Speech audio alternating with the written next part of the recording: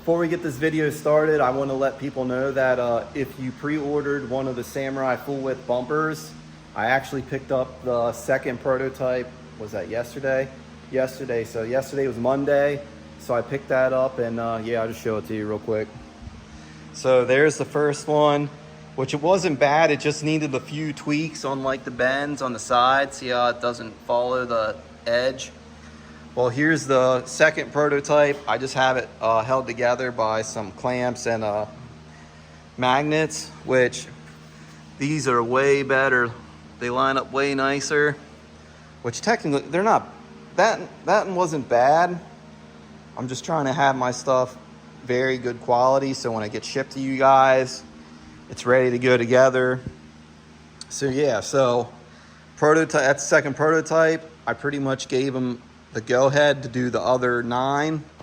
So I'm getting 10 of them made. I think I have 6 people called for, so I still have 4 left. So if you're interested in one of the 4, definitely go over to my website and pick one up, because once these are like sold out, it probably will be a few months before I do another pre-order again, unless I get a few people that message me, say, hey, I want one, I'm ready to buy one.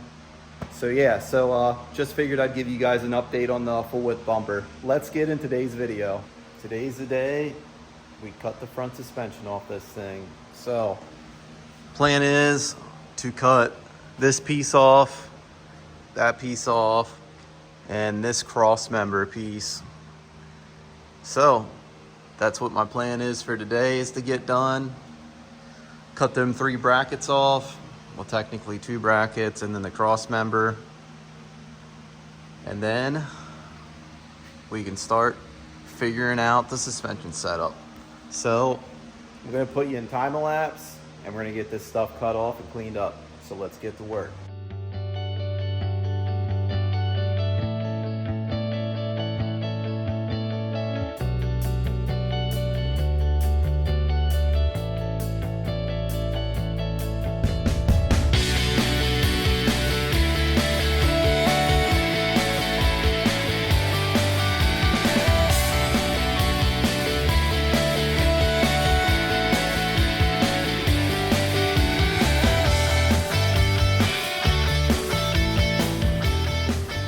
So as you saw in the time lapse, I got all the brackets cut off. Let's check it out. So the front brackets, like I said, this is a rough cut. Yeah, so I got close as I could with the Sawzall, and then I just came in and just started cutting pieces and sections off it so it's less grinding. And then the radiator bracket kind of made it a little tough to get in here. But I managed to get up in there and yeah, get all that off. And then same thing with here too, same thing.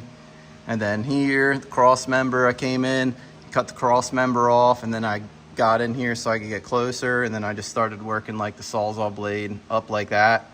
But it started going sideways and into the frame, so I stopped. And then I just got my cutoff wheel and started cutting pieces off of it.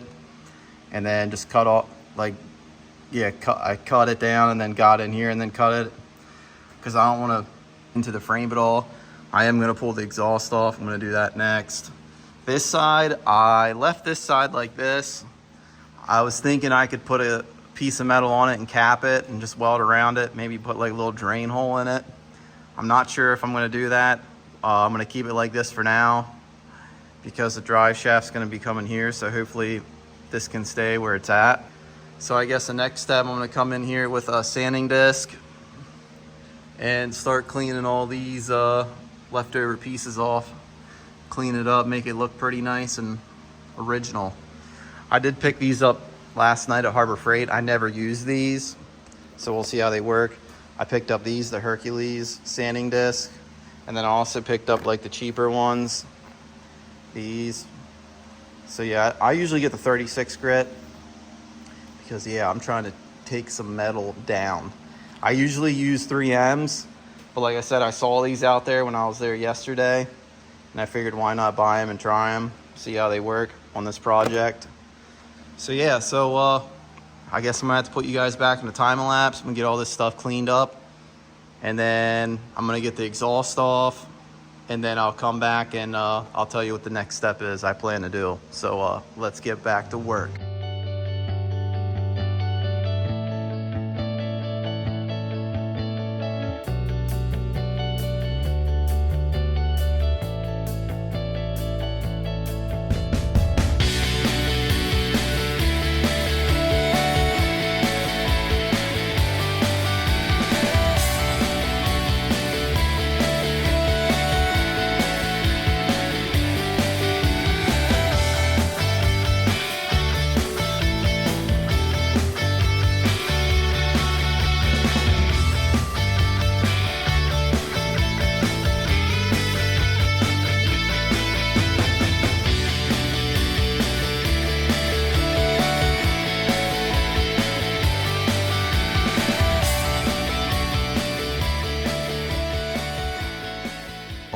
As you saw from the time lapse, I think I did a time lapse on it. But anyways, I got all the brackets cut off. I got them all cleaned up, ground down, looking beautiful. I got the cross member cut out. I also got all them brackets off the frame and cleaned up, as you can see. I also had to pop the lines off too. Popped all the clamps off so then I could hold the lines back and grind all this. But I put it back because I did 3D scanning. So I did that. I got all this cleaned up too. Looking good, looking good. I scanned the whole front end. I got the scan into program and I actually designed a suspension setup. So the suspension setup I designed for it. What I was thinking in my mind, simple, easy to put together.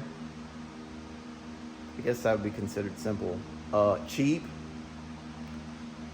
And yeah, so let me get it set up because I have a few prototype brackets. Let me get them on the frame and then I'll show you what I came up with. I got the brackets all set up on the frame and I also got the spring in place too, so then you can see what spring I'm using. Like I said in this previous clips, I cannot stress this enough. The whole plan for this whole thing is simple.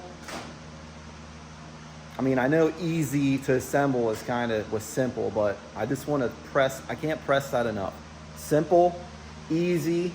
You can pretty much, I mean, you only need a few parts to put this whole thing together. User friendly. I mean, eco friendly. Think about it.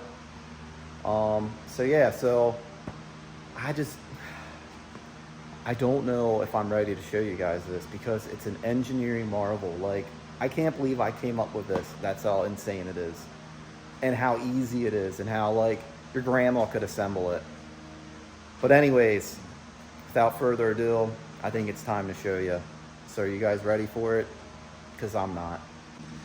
So here the suspension setup is. Like I said, super simple, very affordable, easy installation. And it's super strong, strongest thing on the planet. And it's also water resistant. Yes, water resistant. Mind blown.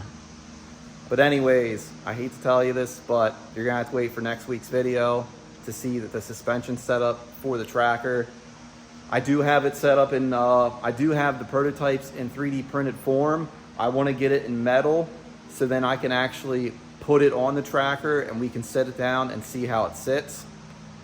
So yeah, so anyways, that's it for this video. And as always, thanks for watching.